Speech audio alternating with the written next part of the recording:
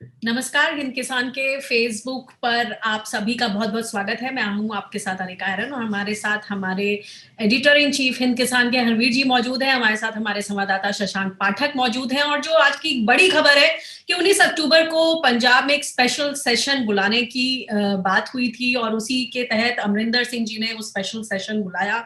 उसमें क्या कुछ हुआ, क्या गहमा गहमी रही राजनीतिक, उस सब पर एक अपडेट लेते हैं। शशांक, क्या रही आज दिन भर की गतिविधियां और क्या स्थिति?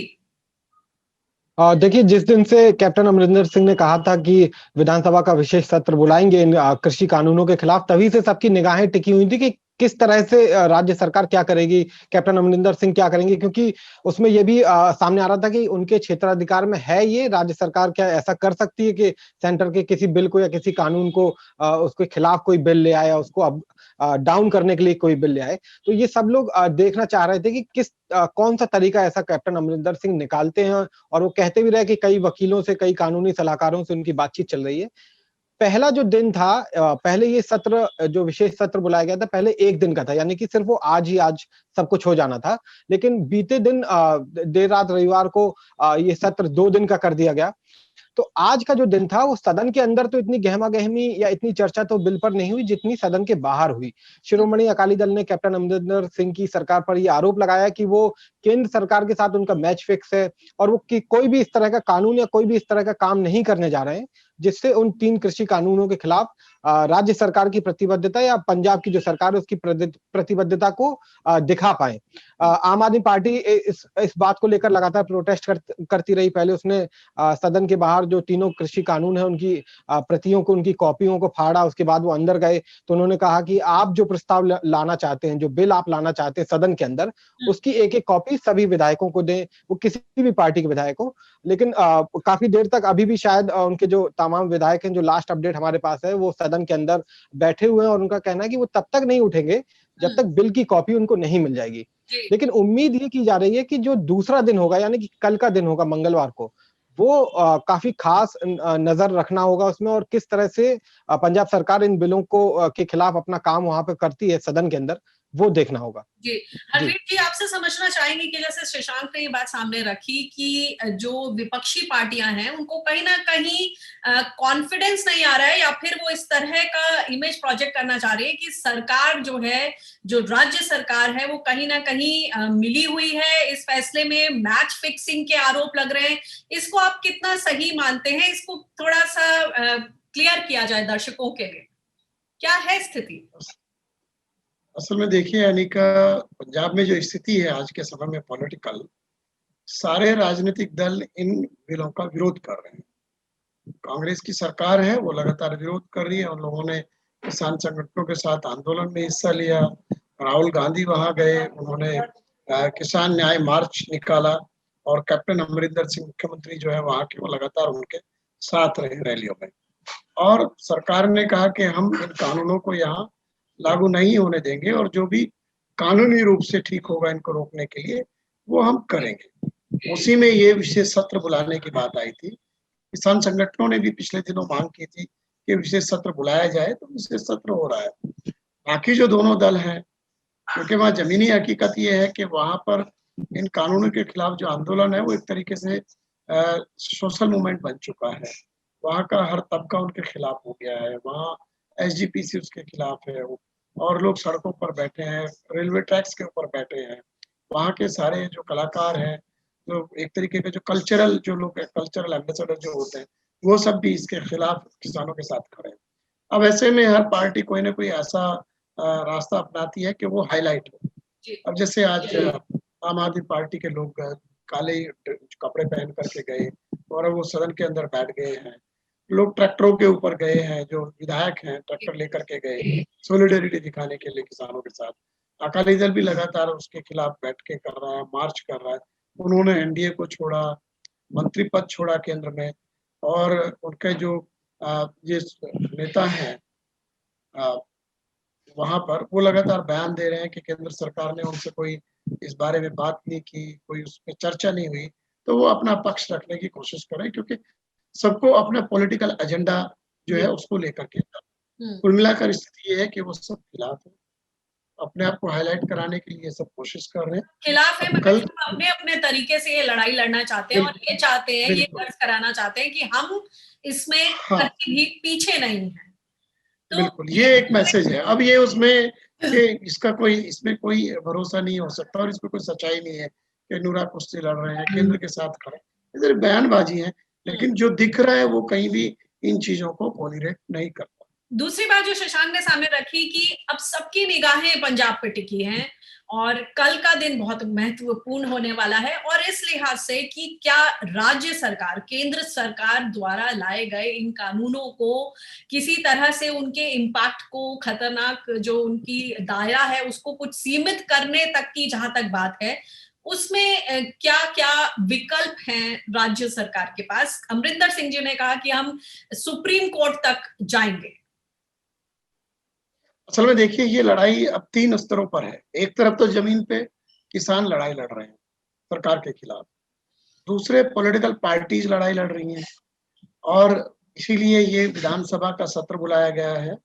केंद्र के कानून को राज्य की विधानसभा तो निरस्त नहीं कर सकती, लेकिन वो कुछ ऐसे प्रावधान बना लेंगे जो शायद हो सकता है वो पूरे इलाके को मंडी एरिया घोषित कर दें और जो उनके वहां पर जो रूरल डेवलपमेंट सेस है या और दूसरे जो कर है उनका सबके ऊपर अनिवार्यता लागू कर दें, या फिर जो फेडरल स्ट्रक्चर है हमारा, क्योंकि कृषि राज्यों का अधिकार है कृषि विपणन, उसमें केंद्र के हस्तक्षेप को आधार बना करके कोई कानून पास किया जाए। और जाहिर सी बात है कि ये एक तरीके से राज्य विधानसभा के स्तर पर ये लोग लेजिस्लेटिव स्तर पर इसके खिलाफ लड़ाई लड़ेंगे और एक लड़ाई जो सर्वोच्च न्यायालय है उस पर भी लड़ी जाएगी कि जो संवैधानिक अधिकार है राज्यों के, क्या उनका अतिक्रमण हुआ है, जो भारत का संघीय ढांचे की जो व्यवस्था है क्या ये कानून उसके खिलाफ जाते हैं। इसको लेकर के एक याचिका कुछ सांसद, जो केरल के एक सांसद है, उन्होंने दर्ज किया है। केंद्र सरकार को सुप्रीम कोर्ट नोटिस जारी कर चुका है। तो ये सारी चीजें हैं, लेकिन ये मुद्दा लगातार चर्चा में बना रहेगा और इसके ऊपर बहुत तीखी राजनीतिक लड़ाई लड़ी जाएगी, ये मेरा अपना मानना है। और कल किस तरीके से पंजाब सरकार क्या प्रावधान लेकर के आती है, क्योंकि लगातार वो कह रहे हैं कि संवैधानिक ढांचे के तहत, देश के संविधान के तहत कानूनी रूप से जो भी जायज होगा उसके जरिए हम लोग ये केंद्र सरकार के जो प्रावधान है उनको रोकने के लिए किसानों की मदद करेंगे, ये उनका कहना तो है। कुल मिला के उनका ये बार-बार वो ये बोल रहे हैं कि ये कोई पंजाब में राजनीति नहीं हो रही है, किसानों के हितों के बचाव में ये पूरी कार्रवाई हो रही है। शशांक, आपके पास आना चाहती हूँ, ये समझना चाहेंगे कि आज हरियाणा में भी जो चढ़ूनी जी हैं, गुरनाम सिंह चढ़ूनी, उन्होंने एक प्रेस कॉन्फ्रेंस की। क्या थे उसके मुख्य बातें? पिछले दिनों हमने देखा कि उन पर तमाम तरह के मुकदमे दर्ज हुए और उसको लेकर वहां पर राजनीति काफी गरमाई हुई है। जो किसान संगठन है, किसान नेता हैं, वो भी अपनी तरफ से पूरी तरीके से उनके साथ एकजुट होकर खड़े हैं कि ये जो मुकदमे हैं ये इनको वापस लिया जाए। उस फ्रंट पर क्या है अपडेट? चंडीगढ़ में दरअसल कुछ दिनों पहले हरियाणा में जो प्रोटेस्ट लगातार चल रहा है उसमें एक अंबाला में बीजेपी की तरफ से एक रैली निकाली गई थी जो किसान कृषि कानूनों के समर्थन में रैली थी और वो देश के कई हिस्सों में ऐसा हो रहा है। लेकिन अंबाला में एक इसी तरह की बीजेपी की रैली के दौरान जो विरोध कर रहे किसान थे वो आमने सामने आए। उन्होंने काले झंडे दिखाए रैली को, कृषि कानूनों के समर्थन में जो रैली हो रही थी, बीजेपी ट्रैक्टर यात्रा थी, काले झंडे दिखाए और उस रैली को कुछ देर रोक दिया गया। उसी दौरान बीजेपी की जो रैली थी उसमें किसान शामिल था जिसकी वहां पर अब जो जानकारी वो हार्ट अटैक उसे आया और उसे अस्पताल जब वो पहुंचा तो उसे मृत घोषित कर दिया गया।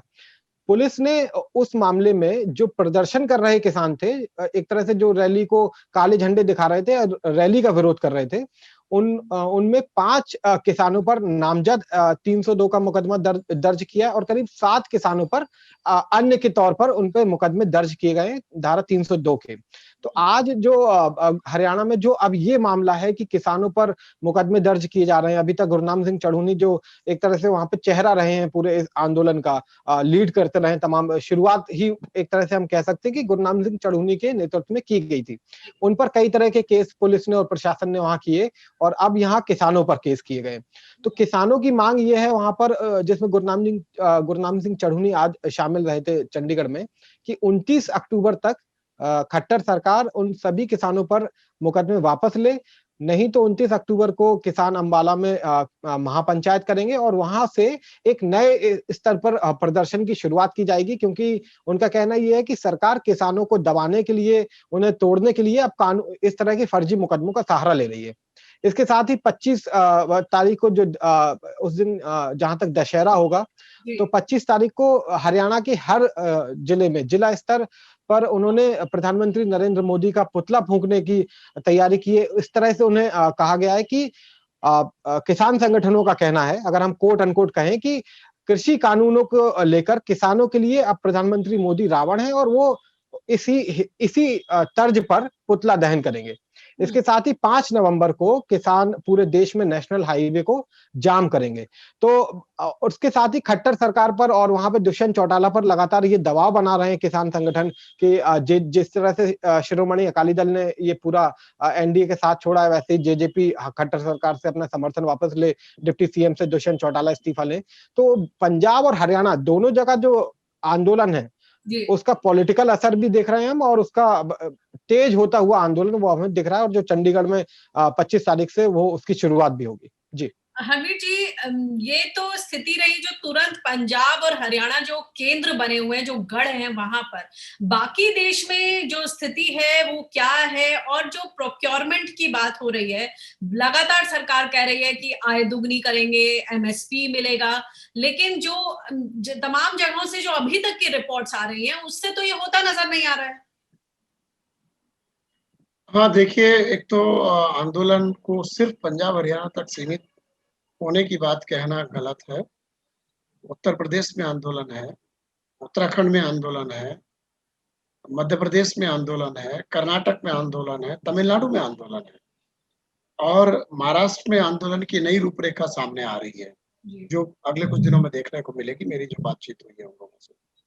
तो इसलिए ये एक मीडिया में एक एजेंडा सेट करने की कोशिश हो रही है कि सिर्फ उन जगहों पे आंदोलन है जहाँ पर एमएसपी मिलता है, पंजाब हरियाणा में।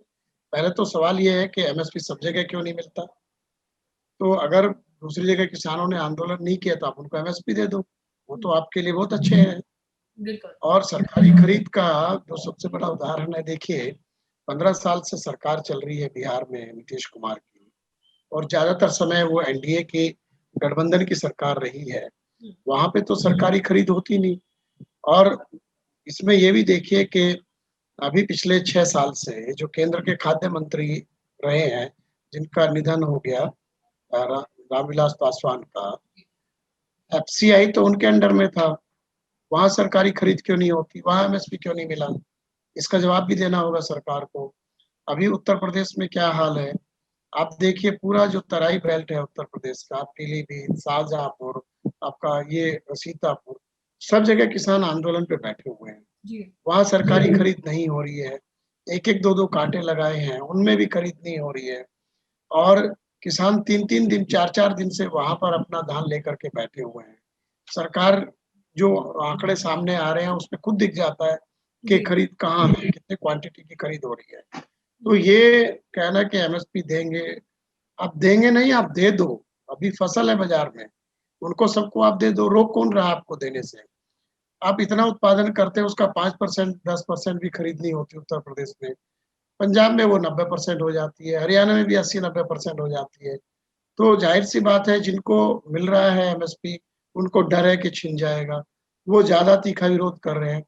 तो आप ये कहो कि जिनको मिल ही नहीं रहा है और वहाँ विरोध कम है, तो ये तो पहले आपकी खामी है कि आपने उनको दिया क्यों नहीं। और ये अभी आंकड़ों में दिख जा रहा है। तो ये बड़े अफसोस की बात है कि आप जो है, छत्तीसगढ़ में अच्छा प्रोक्योरमेंट होता है, मध्य प्रदेश में आप देखिए कि गेहूं की कितनी खरीद होती है, धान का उत्पादन वहाँ कम होता है, लेकिन वहाँ दालों की खरीद नहीं हो रही है, सोयाबीन की खरीद ठीक नहीं हुई है, कपास के खिदान सस्ते में बेचने को मजबूर है देश भर में। तो एक तरफ आप गिना रहे हैं आंकड़े जारी करके सरकारी प्रेस रिलीज में कि इतना पैसा किसानों को मिल गया। किसानों को पैसा दान में नहीं मिला है, उन्होंने एक उत्पादन किया है, उसका एक दाम तय किया है और उसको उससे कई गुना मिलना चाहिए जो आप आंकड़े बता रहे हैं। तो पहले आपको व्यवस्था को दुरुस्त करना चाहिए। तो जब आप दुरुस्त कर देंगे तो लोग भरोसा कर लेंगे, आंदोलन नहीं होगा। और दूसरे, ये एमएसपी का जो डर है वो तो बना ही हुआ है, लोगों के अंदर चला गया डर। आपका भरोसा वो नहीं कर रहे हैं। रोज प्रधानमंत्री के वीडियो जारी हो रहे हैं कि आपको मिलेगा, जो सरकारी मशीनरी है और जो उसकी तरह सोचने वाले लोग हैं, वो लगातार उस तरीके से मीडिया के अलग-अलग माध्यमों के ज़रिए साबित करने की कोशिश कर रहे हैं कि आपको मिलेगा, ये आपसे छीना नहीं जा रहा है। तो आप दो, किसान यही तो माँग रहे हैं आपसे। और तो ये जो आंकड़ों में भी नजर आ रहा है, अगर हम आंकड़ों की बात करें तो इसमें egg mark net PIB source से मैं ये कोट कर रही हूँ कि एक analysis of model prices 10 select crops जो हैं वो जो बिकी between September 14 and October 14 600 wholesale market में, इट शोज कि 68% ऑफ इंस्टेंसेस में फार्मर्स ने जो अपनी क्रॉप है वो बिलो एमएसपी बेची है, 68%। तो आप ये बताइए कि ये तो सरकार के ही आंकड़े हैं जी कि 68% किसानों को एमएसपी नहीं मिल पाया, तो ये तो नाकामी है सरकार की। और सरकारी आंकड़े अगर ये कह रहे हैं, जो कि काफी हद तक उसमें गैप भी होता है जी जी आंकड़ों का, तो अगर उसको ठीक से आप और साबित करेंगे तो ये तो और साफ हो जाएगा जी। कि तो दिक्कत है। आज के इस विशेष चर्चा में फिलहाल हम यही फुल स्टॉप लगाते हैं। तो हमने जो बात की, तो कल सीधे सीधे अब पंजाब का जो स्पेशल सेशन है उस पर नजरें रहेंगी, जैसे कि शशांक ने बताया, क्योंकि बाकी स्टेट्स भी बहुत बारीकी से उनकी जो मूव है उसको देख रहे हैं कि आगे क्या होगा। तो इस पर पल पल की खबरें हम आपको इसी स्पेस में दिखाते रहेंगे, तो आप कहीं ना जाएं। हिंद किसान के इस पेज पर इससे जुड़ी तमाम खबरें आपको पढ़ने को मिलेंगी। www.hindkisan.com हमारा ट्विटर पेज है, फेसबुक पेज और यूट्यूब को भी आप फॉलो करते रहें। फिलहाल के लिए हम सब की तरफ से नमस्कार।